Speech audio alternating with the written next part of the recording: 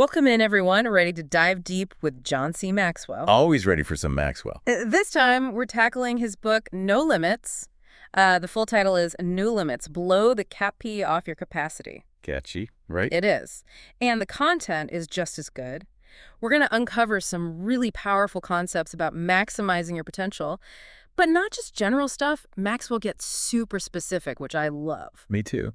And what's so cool is how he starts with self-awareness. Right. You'd think that's something we all have a handle on. But Maxwell's own experience kind of proves otherwise. He tells this story about how he didn't even recognize his own leadership potential at first. Oh, wow. Yeah, someone else had to point it out to him. It makes you wonder, what caps are we putting on ourselves without realizing it? That's a great question to ask as we go through this, and it reminds me of those times when I surprised myself by what I was able to do once I got out of my own way. Exactly. We often work with these self-imposed limitations. Maxwell calls them caps, and they can be internal or external. He uses this amazing example of Nick Sujicic. Oh, yeah, the motivational speaker. Yeah, born without limbs.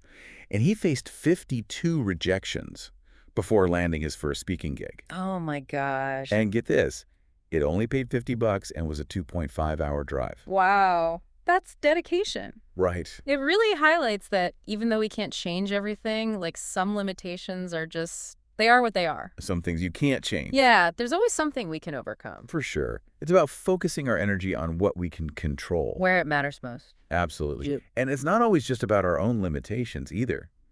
Think about the story of David and Goliath. It's a classic example of how other people try to put limitations on us. People doubting our abilities, underestimating us. You know, it's interesting you bring that up because But we can choose to defy those expectations. it's like they project their own limitations onto us. So- It's a powerful reminder that we get to define our own limits. And, sometimes the environment we're in can be a limitation in itself. Like, Maxwell actually left his small town to pursue leadership. He realized that environment wasn't helping him grow. It's something to consider, right? Are the spaces we're in, physical or metaphorical, helping us grow? Or are they holding us back? That's such a good point. Yeah. And it connects to this big idea Maxwell explores about having multiple capacities. Multiple. Yeah. He actually identifies 7. Leadership, thinking, people, emotional, energy, production, and spiritual.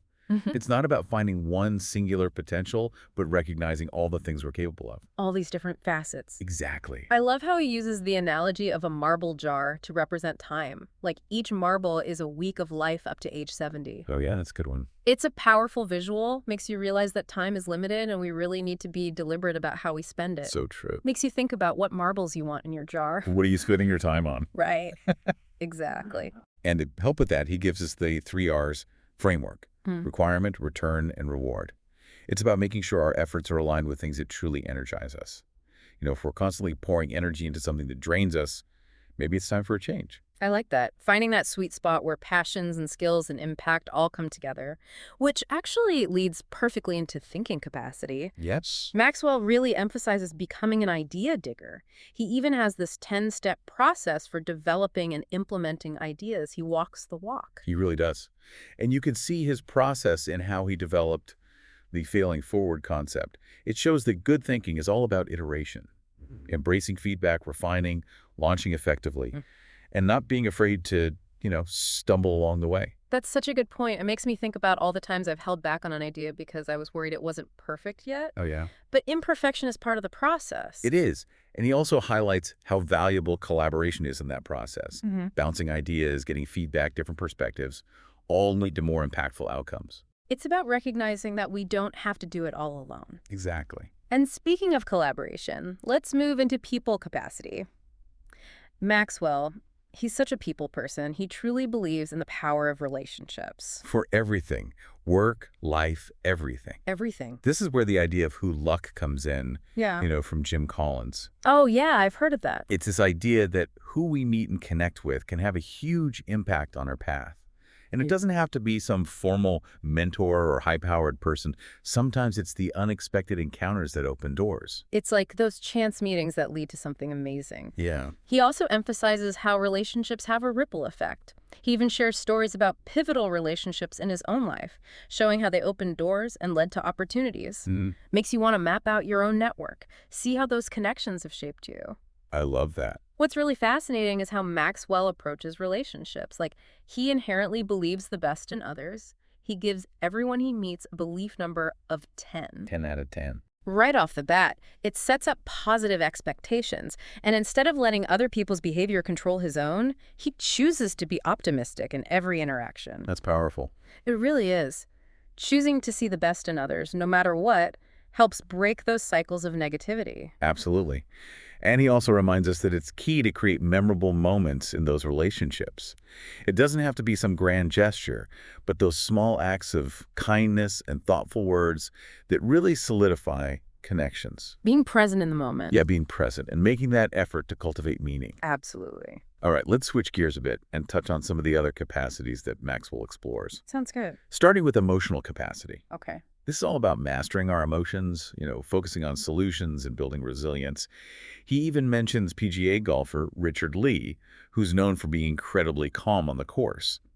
Lee embraces this too shall pass attitude. I like that. He knows that dwelling on setbacks is counterproductive. It takes you out of the game. Exactly. It's all about channeling that emotional energy towards solutions. So we can all learn from Lee, especially when we face challenges. All right. All right, what's next? Next up is production capacity. And Maxwell's point here is that anything worthwhile is going to be uphill, meaning it's going to take effort, perseverance. You got to be willing to climb. Embrace the struggle. Yes. And he encourages us to start even before we have all the answers. Jump right in. Pretty much. Yeah. And a big one, stop doing the things you're not good at. He tells this funny story about his friend Paul, who was trying to shovel snow with a garden spade. It's like, use the right tools for the job and really focus on our strengths. We can waste so much time on things that just aren't a good fit for us. Working smarter, not harder. Exactly. And speaking of working smarter, that brings us to discipline capacity.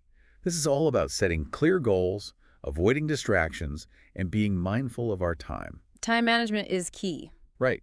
Maxwell points out that successful people are incredibly time conscious. They get that every minute counts, and they try to make the most of it by prioritizing effectively. Well, we've heard of people actually scheduling every minute of their day. Oh yeah, it's a thing.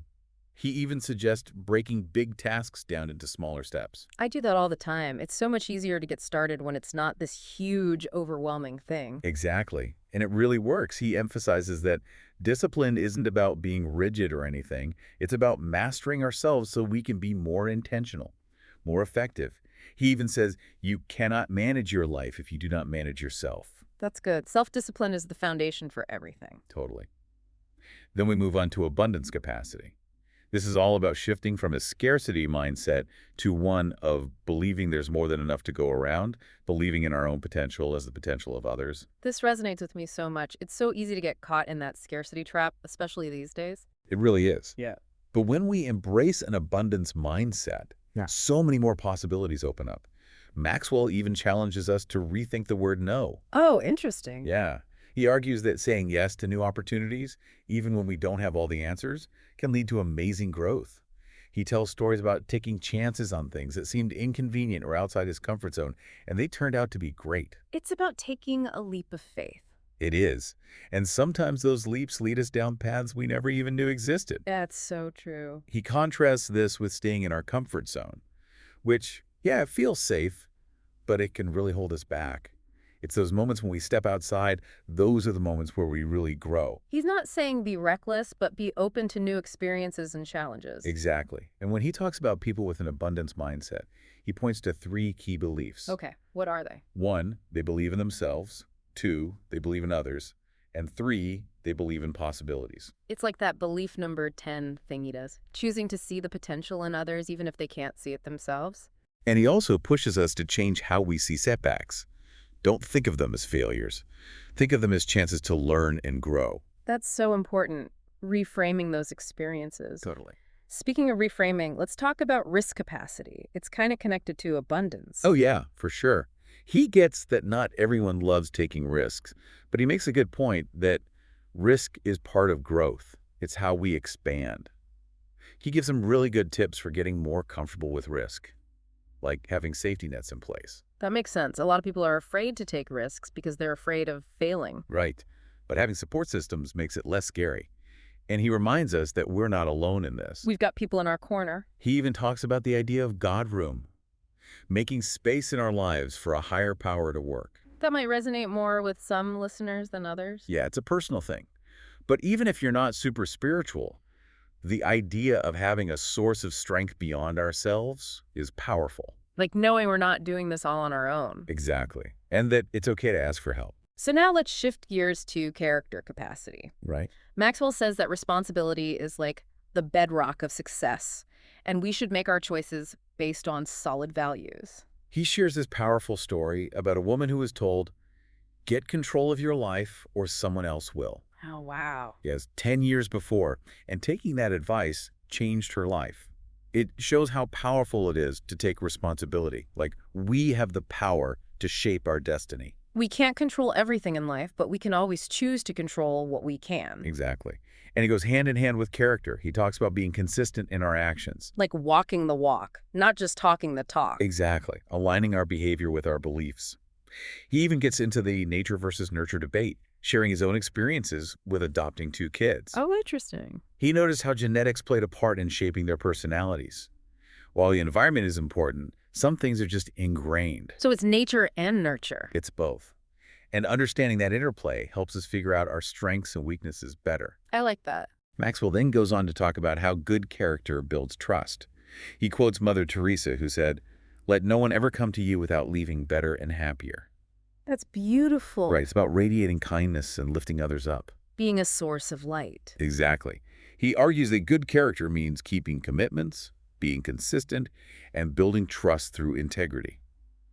He contrasts those low-road people, driven by negativity, with those high-road people who operate with principle and integrity. Always choose the high road. Right. It might be harder, but it leads to a more fulfilling life. A life with more impact. Speaking of impact, Maxwell brings us back to abundance capacity, encouraging us to believe there's enough for everyone. He says abundance is a choice.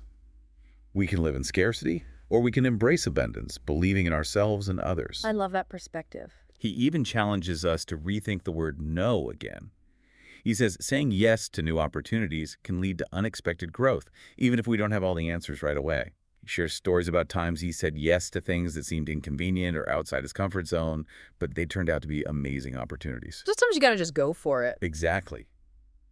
He contrasts this with staying comfortable, which, again, might feel safe, but it could be so limiting. Gotta get out of that comfort zone to grow. Right. It reminds me of those times when I took a chance on something and it totally changed my life. See? And he identifies 3 key beliefs of those with an abundance mindset. Believing in yourself, believing in others, and believing in possibilities. And again, it all ties back to that belief number 10 idea, choosing to see the good in everyone. Exactly. And he also encourages us to change how we think about setbacks. Don't dwell on the negative. Right. Instead of seeing them as failures, see them as opportunities for growth and learning.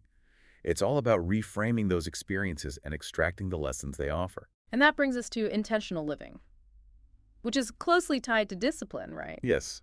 Maxwell argues that being intentional means being deliberate and consistent in our actions.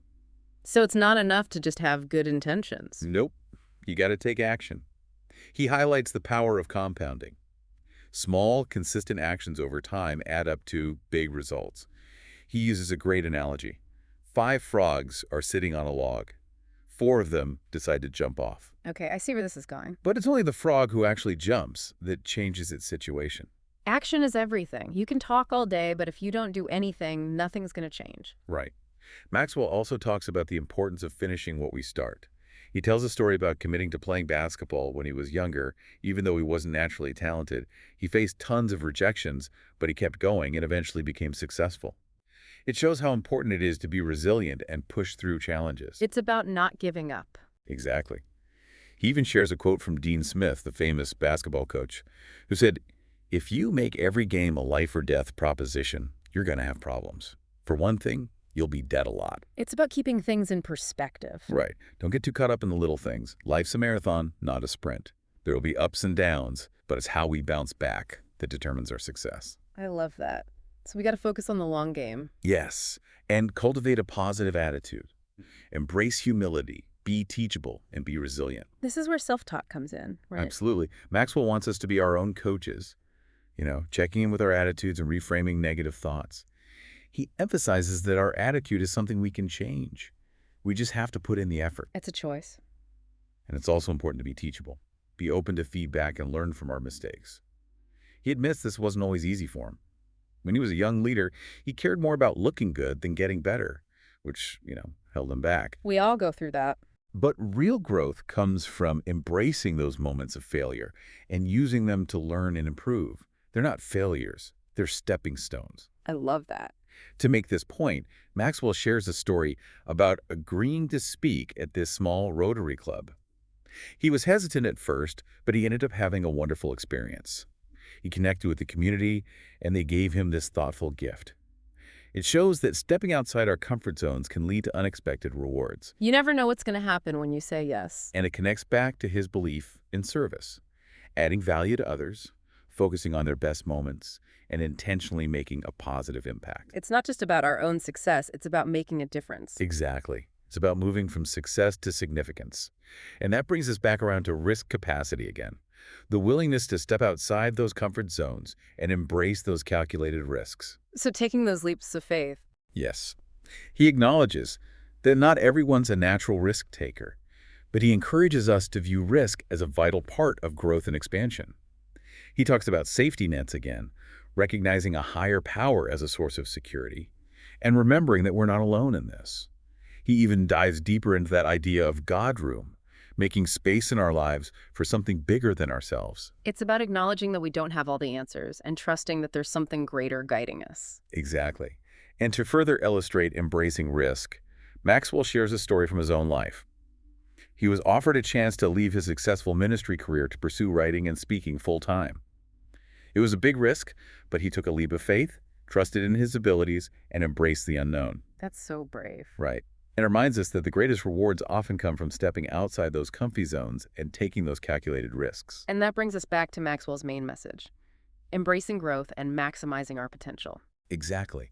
By understanding and developing our capacities, whether it's thinking, people skills, emotions, energy, production, spirituality, or growth mindset, we can achieve so much more than we thought possible. And to bring it all together, Maxwell dives into partnership capacity. Recognizing the power of collaboration and building strong relationships that benefit both sides. He emphasizes clear expectations, mutual respect, and exceeding those expectations. And he shares stories of successful partnerships in his own life, highlighting what made those relationships so strong. So it's not just theory, he actually lives this stuff. Exactly.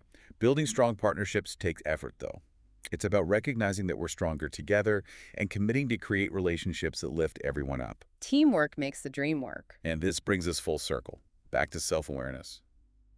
Knowing our strengths and weaknesses and how they complement those of our partners is essential for creating those successful collaborations. Absolutely. And it goes back to respecting and valuing our partners, understanding that their success is intertwined with our own. It's about creating a win-win situation. Exactly. Partnership isn't about competition. It's about creating synergy, achieving more together.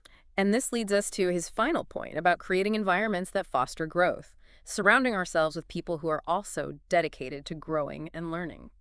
He outlines 10 characteristics of a positive growth environment.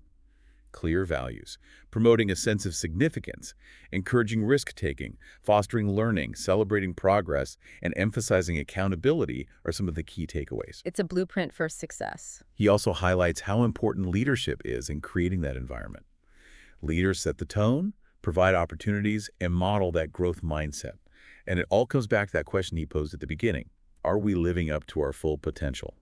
By understanding and developing our capacities, taking responsibility, cultivating character, choosing abundance, living intentionally, and building strong partnerships, we can truly blow the cap off our capacity. Live a life of impact. It really is. He makes it clear that to create truly great partnerships, you have to recognize your strengths and weaknesses and see how they fit with your partners. Yeah, like how do they complement each other? Exactly. It makes me think of that saying, if you want to go fast, go alone. If you want to go far, go together. I love that. Maxwell really drives home that partnership isn't about one person winning and the other losing. It's about that synergy, achieving more together. And that brings us to the last big idea in the book, creating an environment that encourages growth. He says it's crucial to surround ourselves with people who are committed to growth and development too. Yes. And he actually gives 10 characteristics of a growth-focused environment. I was scribbling down notes like crazy. Clear values, a sense of significance, encouraging risk-taking. There are so many practical takeaways here. Totally. Whether it's at work, at home, or even in our friend groups, this is Yeah, valuable stuff. it is. And of course, he talks about the importance of leadership in creating this kind of environment. Leaders set the tone. They provide opportunities and model a growth mindset for their team. It all comes back to that question he asked at the beginning. Are we reaching our full potential? Right. And the book gives us this whole toolbox for figuring that out. Understanding and developing our different capacities, owning our responsibility, building character, choosing abundance, living intentionally, and having strong partnerships, we really can push past those limits. And create a life that's full of meaning. Yeah, I think what makes Maxwell so good is he's practical and inspiring. He gives us the steps, but he also reminds us that we get to choose our mindset. We choose to grow. We create a life that reflects what we believe in. absolutely. So, as we wrap up our deep dive into No Limits, what are your biggest takeaways? What resonated with you? What capacity are you most drawn to? What's one small step you can take today to start developing it, and maybe even create a more growth-oriented space for yourself and the people around you? Those are the questions to ask. Remember, you are not limited by your past or your circumstances. You have the power to grow, learn, connect, and create a life that you love. Couldn't have said it better myself. Thank you for joining us on this journey through No Limits. We hope you found it insightful and maybe even a little bit challenging. It's all about pushing those limits and never stop growing. See you next time.